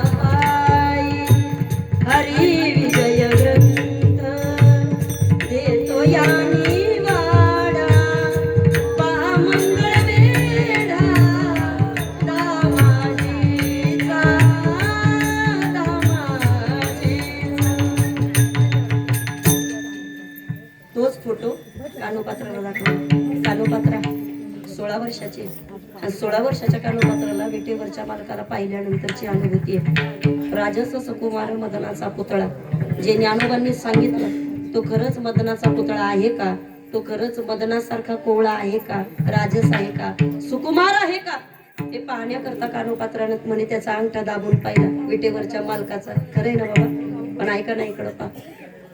ज्या वेळेला खरंच त्याला ते सुकुमार वाटलं, ज्या वेळेला कानोपात्राला, ती म्हटली आपलं चुकलं. काय चुकलं? एक, आपण संतांवरती अविश्वास दाखवला. बाबा, संतांवरती अविश्वास दाखवला. ज्ञानोबानं सांगितलं होतं आपल्याला विटेवरचा मालक सुकुमार आहे, तरी आपण शंका घ्यावी? आपण ज्ञानोबारायांवरती शंका घ्यावी? इतकं आपल्यामध्ये काय मोठे पण होतं. पण तरी सुद्धा कानोपात्रानं सांगितलं, जर आता आपण संतांवर शंका घेतली, तर आता आपण या ठिकाणी प्रायश्चित्त घेतलं पाहिजे. काय प्रायश्चित्त असलं पाहिजे? आणि त्याचा परिणाम बाबा प्रायश्चित्त म्हणून कानोपात्रानं तिथंच देहत्याग केला. थोडं नीट ऐका. बारी पुढे जात नाही, बारी पुढे जात नाही, कोणीतरी धक्का दिला आणि सुधीर दादा कानोपात्रा तिथंच खाली पडली. जशी खाली पडली, लोकांना विचारलं, काय रे? कोणीही, कोण्या जातीची, कुठून आली, कोण्या गावची? कोणीतरी सांगितलं, अरे ही तर एका वेश्येची मुलगी, देवाच्या दारात प्राण गेले. कुणी म्हणायचं देवाची जागा बदला, कुणी म्हणायचं देवावर अभिषेक करा, कुणी काय म्हणत होतं. पण आता ऐका, अनंत नावाच्या ब्राह्मणानं त्यावेळेला सांगितलं, मला रात्री या ठिकाणी परमात्मा सांगेल ते आपण या प्रेताबरोबर करू. रात्रभर प्रेत पंढरपूरमध्ये विठेवरच्या मालकाच्या समोर ठेवण्यात आलं. काही या प्रेताचं आता काय करायचं? रात्रभर प्रेत विटेवरच्या मालकाच्या समोर आहे. आणि त्यावेळेला अनंत नावाच्या ब्राह्मणानं सगळे पंढरपूरचे दरवाजे लावून घेतले. रात्रीच्या 1 वाजता अनंताला दृष्टांत झाला आणि विटेवरच्या मालकानं सांगितलं, हे अनंता रे, हे अनंता, तुझं मी सांगत से अनंता, पाहे पा कानोपात्रा पवित्रा, पवित्र भक्त आहे माझी अनंता, तिला मंदिरामध्ये जागा दे. सांगा इथं बसलेल्या लोकांनी, कानोपात्राचं आदिदर्शन आहे का विटेवरच्या मालकाचं? आदिदर्शन कोणाचं आहे? कानोपात्राचं आहे. नुसतं त्याच्या रूपाला पाहून उपयोग नाही बाबा, त्याच्या रूपाचा फायदा करून घेता आला पाहिजे. सांगा बरं इथं बसलेल्यांनी. अरे असे सगळे संतांची यादी आपल्या डोळ्यासमोर आलं, प्रत्येक संतांनी त्याचं नुसतं रूप पाहिलं नाही. मग तुकोबांना विचारा, महाराज सांगतात साठविला हरी आणि जी हृदय मंदिरी. नुसतं त्याला पाहिलं नाही, त्याला साठवलंय आम्ही. नुसतं बघून समाधान नाही बाबा, मग पुढची एखादी अनुभूती पाहिजे. मग कोणती अनुभूती आली पाहिजे? आवडे हे रूप गोजिरे सगुण. पण आता पुढची अनुभूती आहे का? पाहता लोचन सुखावले. एक बोलू, त्याला पाहिल्याच्या नंतर जर तुम्हाला दुसरं काहीच पाहावंसं वाटत नसेल तरच आपण सुखावले हा शब्द आपल्या लोचनांकरता देऊ शकतो. पण त्याला पाहून आल्यानंतर सुद्धा जर दुसरं काही पाहायची इच्छा होत असेल, उदाहरणार्थ विटेवरच्या मालकाचं दर्शन घेऊन आलो आणि मग बाजारात शिरलो, झोपले नाही ना तुम्ही? लोचन सुखावले आपल्याला मॅच होत नाही म्हणायचं. सांगेल मी तुम्हाला वारकरी बाबा, आपण द्विधा मनस्थितीतली माणसं येतो, सगळे द्विधा मनस्थितीतली. पण एकविध कधीतरी मन झालं पाहिजे, त्याशिवाय परमार्थामध्ये जागा पण मिळत नाही ना. आणि म्हणून या ठिकाणी संतांनी सांगितलं, एक करा पाहता लोचन सुखावले. हे लोचन सुखावलं पाहिजे आणि हे लोचन सुखी करण्याची एकमेव जागा आहे, ते म्हणजे आतमध्ये असणारा परमात्मा, तो हा विठ्ठल बरोबर, आणि तो हा माधव बरोबर. सर्व सुखाचे आगर म्हणे नरहरी सोनार, सर्व सुखाचे आगर जनी म्हणे शारंदर, सर्व सुखाचे आगर बापर कोण देवी बर. तुका म्हणे माझे याची सर्व सुख पाहिन श्रीमुख आवडीने. त्याला बघणं याच्यापेक्षा डोळ्याचं समाधान दुसरं कोणतंच नाही. विठोबा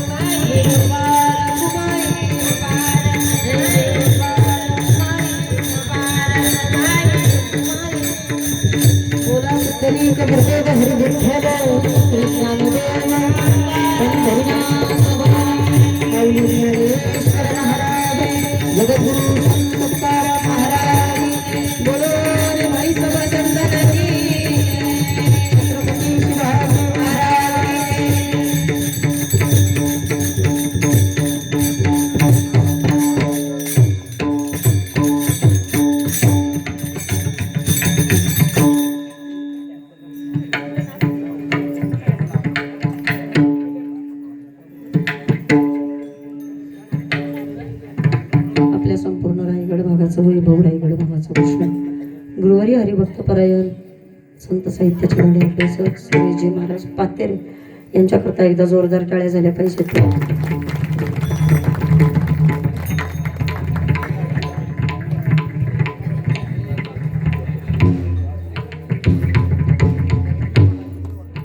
पुंडलिक वरदेव हरी विठ्ठल श्री ज्ञानदेव हरिनाथ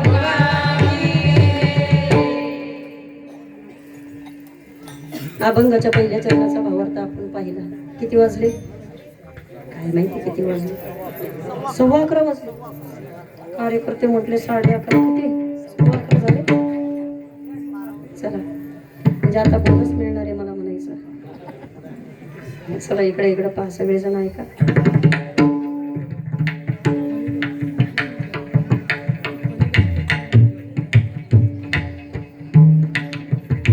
वारकरी बाबा आता 3 चरण तशी सुटणार नाही. सुटतील का? बोला बोला.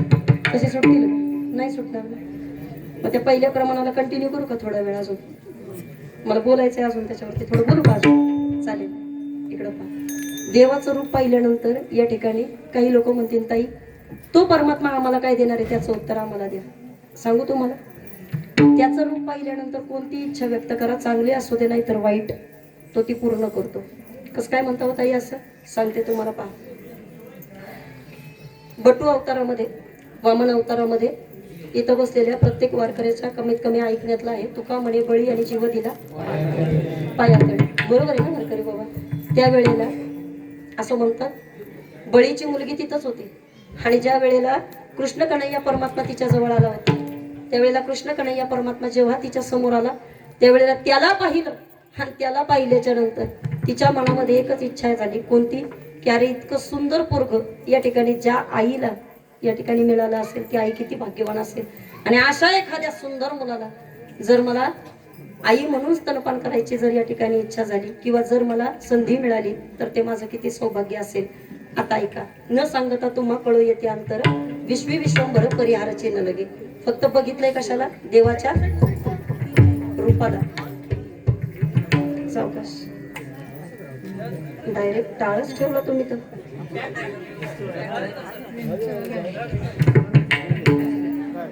या इकडे या बाजूला या ताई. पाया पडायला आला असेल तुमच्या. चला चला ऐका ऐका ऐका 1-2 मिनिटं ऐका. दुसऱ्याच्या तिथं गेलं तर मलाच पायात असं वळवळ करायला लागलं काहीतरी. मी तर जाऊन घाबरते. ऐका. तुका म्हणे सर्प विंचून येणार पण दुरुनी वंदावी शिवून येते पण आहे ना. इकडं पाहिजे इकडे असं म्हणतात पहिली इच्छा आहे. देवाला पाहिल्याच्या नंतर तिची इच्छा झाली की अरे अशा एखाद्या गुंडच बाळाला आपल्याला स्तनपान करता आलं पाहिजे. देवानं विचार केला चल तुझी ती पण इच्छा मी पूर्ण करतो. पण आता ऐका. असं म्हणतात 5वे अवतार बळीच्या द्वाराला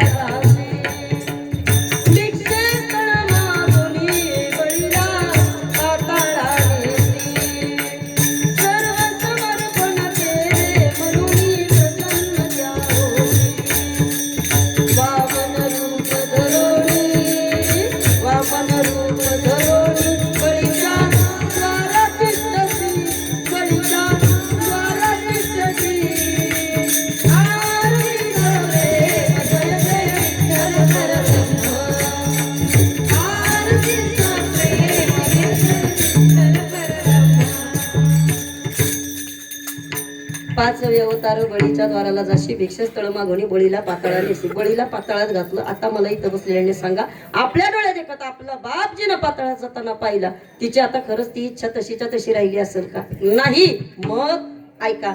ज्या रूपावरती ती भाळलेली होती पण आता तिला असं वाटलं अरे याला स्तनपान करायची इच्छा झाली होती पण आता असं वाटतं त्या स्तनामध्ये विष घेऊन याला मारून टाकावं. बाबा खरंय. आणि म्हणून पुतना झाली ना. ऐका आता इकडं पहा. मला फक्त एकच सांगायचंय. देवाच्या स्वरूपाकडे पाहिल्यानंतर तुम्ही कोणतीही इच्छा करा ती इच्छा परमात्मा पूर्ण करतो. पाहता आलोचन सुखावले. आणि म्हणून या ठिकाणी त्याला पाहिल्याच्या नंतर तुम्ही या ठिकाणी दुसरं काही पाहू जर नाही शकले तर तुमची इच्छा देव पूर्ण करणार. आम्हाला या ठिकाणी तुकोबारायांनी सांगितलं देवा सगळं जीवनामध्ये मिळाले, पण आता एकच इच्छा आहे, आता दृष्टीपुढे आईसाची तूर आहे आणि जो मी तुझं पाहे पांडुरंगा. आता एक इच्छा आहे, तू माझ्या डोळ्यासमोर कायम राहावं, मी तुला पाहत राहावं, बाकी दुसरं काही नको. पाहता पाहणे दुरी सारून या, बाकी दुसरं काही नको. डोळे भरून या, पाहिन तुझे मुख, बाकी दुसरं आता काही नाही लागत आहे देवा. तुला पाहायला मिळतोय, तुझ्या स्वरूपाचा आनंद मिळतोय आणि तुझ्यापासून या ठिकाणी आता दूर जावंसं वाटत नाही. आता कोठे धावे मन तुझे शरण देखूया.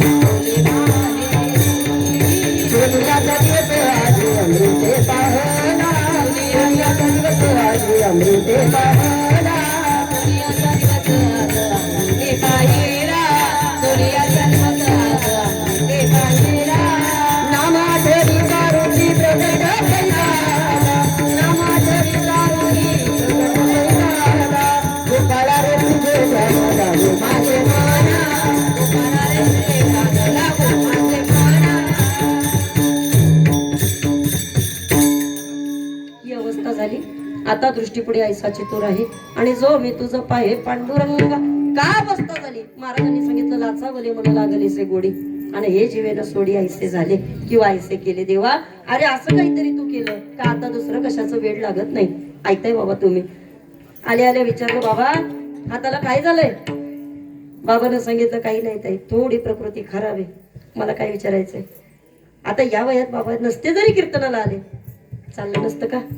बोला ना बाबा. पण सांगते तुम्हाला, पा अरे जी धडधाकट आहे त्यांना कीर्तनात येऊन बसायला लाज वाटते. खरंय का? बोला बोला.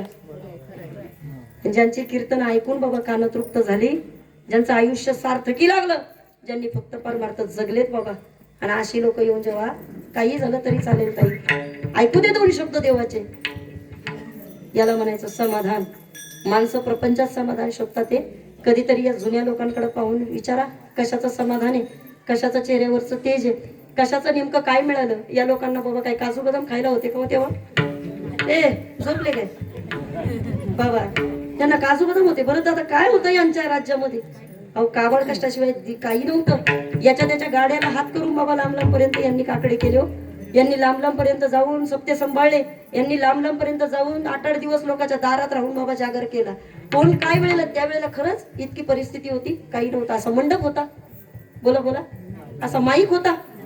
काय होतं? काही नव्हतं. पण तरी सुद्धा या लोकांकडे एवढं समाधान आहे. आणि आपल्याला काय कमी आहे? बोला. कमी काय आपल्याला? फक्त आपल्यामध्ये एक प्रॉब्लेम झालाय, जेलेसी वृत्ती वाढली. जळतोय आपण एकमेकांवर, जळतोय. थोडं क्लिअर बोलू, बाकी दुसरं काहीच नाही. 5 मिनिटं देते तुमच्या करता. वारकरी बाबा चालेल ना? 5 मिनिटं ऐका. तरुण वर्गातली मुलं या ठिकाणी माझं तुम्हाला फक्त सांगणं आहे, आपण आपले आपले लॉजिक सांभाळायचा प्रयत्न करतोय, आपण आपल्या आपल्या विचारानं सांगण्याचा प्रयत्न करतोय. एक जाता जाता फक्त इतकंच सांगणार आहे, मला माहित नाही जुनी माणसं कशी जगत होती, मला माहित नाही त्या जुन्या लोकांचे विचार कसे होते, मला माहित नाही त्या लोकांना काय माहित होतं नव्हतं माहिती, मला माहित नाही त्यांचा परमार्थ कसा होता. पण ज्या अर्थी देवानं त्यांना 60च्या पुढे आयुष्य जगायची संधी दिली, याचा अर्थ देवाला त्यांचा परमार्थ नक्कीच आवडत होता. सुंदर जगली बाबा तुम्ही सगळी लोक, सुंदर जगली. आणि इतकं सुंदर आयुष्य, मला उलट तुम्ही बसले ना, मला टेन्शन येतं. मला असं वाटतं तुम्ही मला चॅलेंज करताय का काय, तू जगून दाखव आमच्या, एवढं बघतो आम्ही तुझ्याकडे. आपल्याला तर फार टेन्शन. मी देवाकडे कधीच काही मागत नव्हते. ज्योत्स्नाताई कधीच देवाकडे काही मागत नव्हते. मला देवानं माझ्या योग्यतेपेक्षा जास्त दिलंय. म्हणजे मी खरं सांगू का, बापाकडे आईकडे 18 विश्व दारिद्र्य पाहिलं आम्ही, सगळं पाहिलं, ते सगळं सहन केलंय. आणि आता इतकं चांगलं देवानं घर दिलं, इतकी चांगली गाडी दिली. आता देवाकडे काहीच इच्छा नाही, पण तरी रोज देवाला सांगत असते, देवा हे बघ कसं पण मार, फक्त गाडीला धडकून मारू नको. म्हणजे या लोकांकडे पाहिल्यानंतर बाबा अहो किती सुंदर आहे परमार्थ यांचा, इतकं चांगलं आयुष्य. तरुण वर्गातल्या मुलांना जाता जाता माझी फक्त एक कळकळीची विनंती, थोडं का होईना पण जरा जुन्या लोकांच्या पावलावरती पाऊल ठेवून चला. थोडं का होईना त्यांना थोडा आदर देत चला. का आदर देत चला याचं कारण तुम्हाला सांगते. अनुभव नावाचं पुस्तक जर कोणाकडे असेल तर त्या जुन्या जगत्या लोकांकडे दादा. तुम्हाला कोणीतरी चुकीची लोक भेटतात आणि त्या चुकीच्या लोकांच्या चुकीच्या क्लिपा तुम्ही युट्यूब वरती पाहता. कुणीतरी आमच्या वय झालेल्या लोकांना म्हणता, अरे तुम्ही बॅटऱ्या गेलेले, वायरी तुटलेले, आणि तुम्ही त्यांचंच ऐकता. तुम्हाला वाटतं या म्हाताऱ्या लोकांना काय कळतंय, पण मला तरी असं वाटतं का जर एखादा जर तुमच्या समोर आपल्या गावातल्या एखाद्या वय झालेल्या व्यक्तीला जर असं अपमानित करत असेल आणि जर त्याला असे काही अपशब्द बोलत असेल ना, तर एक करायचं, सगळ्या तरुण वर्गातल्या मुलांनी समोर या त्या कीर्तनकाराच्या, त्याला जाऊन सांगा, दादा थांबून घ्या. अरे आज तुम्ही ज्यांना बॅटरी गेलेले, वायरी तुटलेले म्हणतायत ना, त्यांनी आमच्या रायगड भागातले 25-25 वर्षाचे सप्ते जपलेत. कधीतरी बाबा त्यांना आपल्याला मोठेपण देता आलं पाहिजे. मी म्हणत नाही तरुण वर्गांचे श्रम कमी पडतात, ते तरुण वर्गांचे श्रम नक्कीच चांगले, पण मला एकच सांगायचंय, तुमचे आमचे श्रम जितके आपण या ठिकाणी बाकीच्या गोष्टींकरता दाखवतोय ना, तितके श्रम आपल्याला परमार्थाकरता आता उद्यापासून दाखवायचे. मला असं वाटतं अख्खं गाव तुमचं माळकरी आहे, बरोबर ना?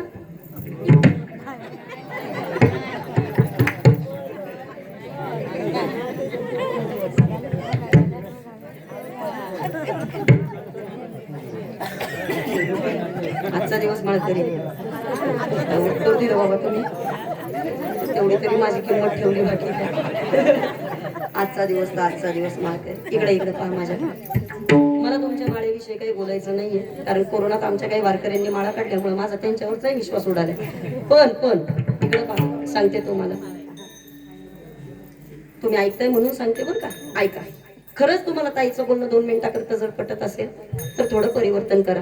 का परिवर्तन करा त्याच्या मागचं कारण सांगते. कीर्तन रोज ऐकताय, कुठं ना कुठेतरी रोज चांगले शब्द कानावरती पडतात. ते ज्याचं वय, ज्याला इच्छा आहे बाबा, वैराग्य कशाला म्हणतात ते तुम्हाला आम्हाला कळालं पाहिजे.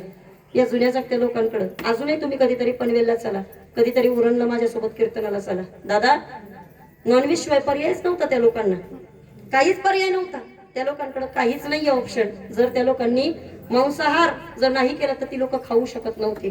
आणि आज उरणमधली 95% जनता ही माळकरी.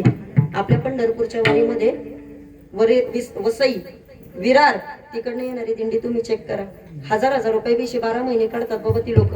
आणि 12 हजाराची बिशी काढून एकसारख्या साड्या, एकसारखं भजन, एकसारख्या लाईनीमध्ये उभं राहायचं. आणि परमार्थाचं वैभव काय असतं ना, हे कोकणकरांच्या दिंडीनं बाबा आम्हाला पूर्ण महाराष्ट्राला दाखवलं. लोक न्यूजवरती सातत्यानं बाबा त्यांच्याकडे जात असतात. आणि एक दिवशी एका वारकऱ्याची त्यांनी मुलाखत घेतली आणि त्यांनी विचारलं का हो, तुमचा सगळा व्यवसाय जर फक्त मांसाहार किंवा मासेमारीचा आहे तर तुम्ही गळ्यामध्ये माळ घालून कशी काय वारी करू शकता? तुम्ही गळ्यामध्ये माळ घालून वर्षभर कशी काय बरं राहू शकता? त्या वारकऱ्यानं दिलेलं उत्तर सांगते, ऐका. त्यानं सांगितलं, अरे आपल्याला मारायचं का आपल्याला तारायचं हे फक्त आणि फक्त परमात्म्याच्या हातामध्ये बरं का. आणि जर त्यानं ठरवलं ना, की जर त्यानं ठरवलं ना, तो 1 दिवसात पण आपला नंबर लावू शकतो. पण जर माळ घालून जर या ठिकाणी मरण येत असेल ना, तर त्याच्यापेक्षा सौभाग्याचं मरण आयुष्यात दुसरं कोणतं असेल? एका वारकऱ्याचं उत्तर आहे, तुम्ही माळा घाला नका घालू, हा तुमचा भाग आहे रे. पण ऐका इकडं पहा, सगळ्या लोकांनी, जुन्या जागत्या लोकांनी जे जपलंय ना तेवढं जपण्याचा प्रयत्न करूया.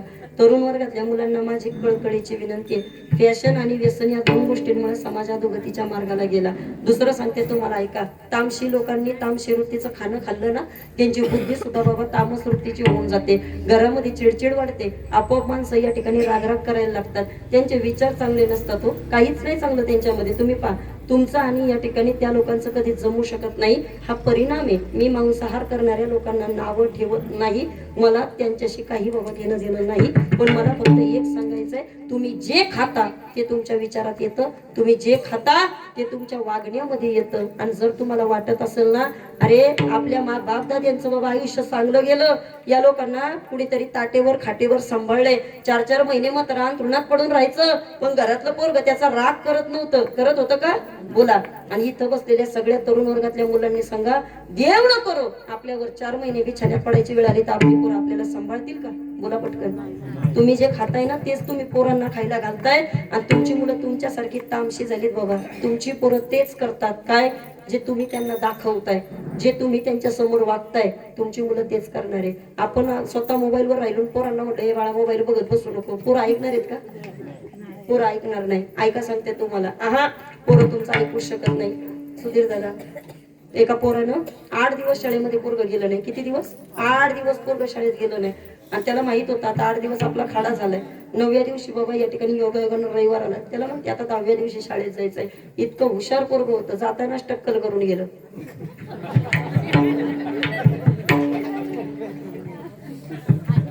शाळेत जाताना टक्कल करून गेलं बाबा. ते किती हुशार असेल ते. पान इकडं पा.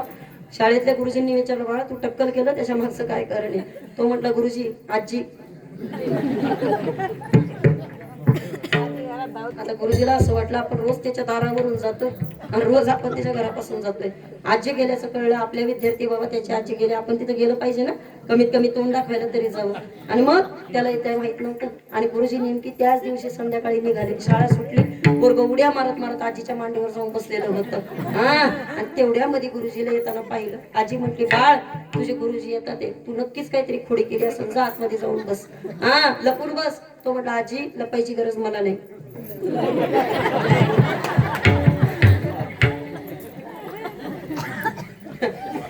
कारण आजी मी तुझाच धावा घालून मोकळा झालो. तुम्ही जे करणार आहे मुलं तुम्हाला तेच कॉपी करणार आहे. तुम्ही ठरवा, तुम्हाला जर तुमचं भविष्य उज्ज्वल करायचं असेल. मला असं वाटतं नुसतं शिक्षण असून उपयोग नाही बाबा, त्याला संस्काराची गरज आहे. नुसता व्यवहार असून उपयोग नाहीये, नुसता व्यापार असून गरजेचं नाही, त्याच्यामध्ये कुठे ना कुठेतरी शुद्ध धनाची सुद्धा गरज आहे. आजकाल पैसा खूप आहे, पण तो शुद्ध असेल याची कोणती शाश्वती आम्ही देऊ शकत नाही. आणि माझं एक मत आहे दादा, तुमचा मुलगा इंजिनियर, डॉक्टर, CA, MBA त्यानं नाही केलं तरी सुद्धा चालेल. का? कारण ज्या ज्या वेळेला तुम्हाला कधी असं वाटेल आपल्या मुलांना कुठेतरी चांगल्या ठिकाणी पाहायचंय ना, त्या त्या वेळेला एकदा कधीतरी एखाद्या वृद्धाश्रमाला जाऊन भेटा. तिथं तुम्हाला गेल्यानंतर कळलं तिथं कुणाची मुलं आहेत माहितीये का? तिथं फक्त डॉक्टर, कलेक्टर, इंजिनियर, IPS अशा मोठमोठ्या अधिकाऱ्यांची लोक तिथं राहतात. नाईलाज असतो बाबा त्या आई बापांचा, आपल्या मुलाची इज्जत त्याला घालवता येत नाही, म्हणून ते बिचारे डोळे पुसत पुसत सांगत असतात, आम्ही आमच्या मनानं इथं राहतो, मनानं कुणी तिथं राहत नाही. पण नीट ऐका दादा, MBA, CA, डॉक्टर, इंजिनियर ही झालेली मुलं म्हातारपणी त्यांच्या आई बापांना जीव लावतील का नाही याची गॅरंटी तुम्हाला इथल्या व्यासपीठावरचा एकही कीर्तनकर देणार नाही. पण हातामध्ये टाळ घेतलेला, गळ्यात तुळशीची माळ घातलेला आणि डोक्यावरती गोपीचंदनाचा टिळा लावलेला मुलगा म्हातारपणात कधीच आपल्या आई बापाला बाबा या ठिकाणी मोकळा सोडत नाही, कधीच. ही ताकद आमच्या वारकऱ्याची. आणि म्हणून ज्याला जमेल त्याने परिवर्तन करायचा प्रयत्न करा. मला असं वाटतं 100 लोक नाही, पण जर 100 10 लोक जरी बाबा इथल्या या बाबांच्या हातून माळ घालत असतील, कुणीतरी पुढे येत असेल, ताई जाऊ दे, नसेल आमच्याकडनं काही चुका झालेल्या असतील, सांगा बाबा. या जगाच्या दारात कोणी तुमच्या चुका माफ करणार?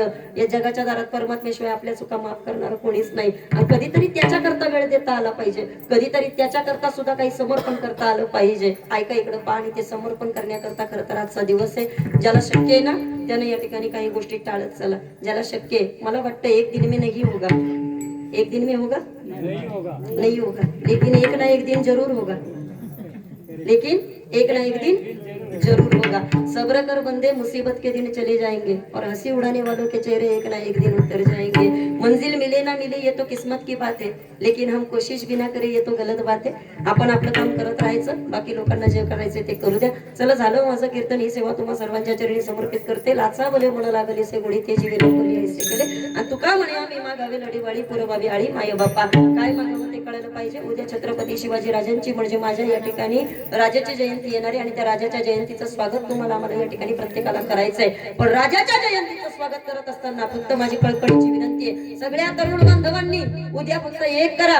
अरे माझा राजा, ज्याच्यामुळे आज धर्ममंडप पाहायला मिळतोय, ज्याच्यामुळे महिलांच्या कपाळावरचा कुंकू पाहायला मिळतंय, ज्याच्यामुळे तुम्हाला आम्हाला हा कीर्तन सण सोहळा पाहायला मिळतोय. अरे त्या राजाची जयंती साजरी करत असताना, त्या राजाचं आगमन गावामध्ये करत असताना फक्त गावामध्ये तरुण वर्गामधल्या मुलांच्या तोंडामध्ये पान, गुटखा, सुपारी असं कोणतंही व्यसन असणार नाही याची प्रत्येकानं काळजी घ्या. गावामध्ये एक दिवसाकरता का होईना दारूबंदी करा आणि माझ्या राजाच्या स्वागताकरता कोणता डीजे लागणार नाही, तर माझ्या राजा करता फक्त ज्ञानोबा तुकोबाचा जयघोष करून आम्ही या ठिकाणी राजाचं स्वागत करू असा एक नवा संकल्प करा. मला वाटतं ती खरी शिवजयंती गावामध्ये असणार आहे. आणि म्हणून या ठिकाणी पुन्हा एकदा माझ्या राजाच्या येण्याच्या स्वागताचं तुम्हाला या ठिकाणी शुभेच्छा देते. ही सेवा प्रभूच्या चरणी समर्पित करते. ओघात एखादा शब्द जास्त गेला असेल तो बुद्धीचा जो जे चांगला आहे ते परमात्म्याचे आशीर्वाद समजून आपलं करू.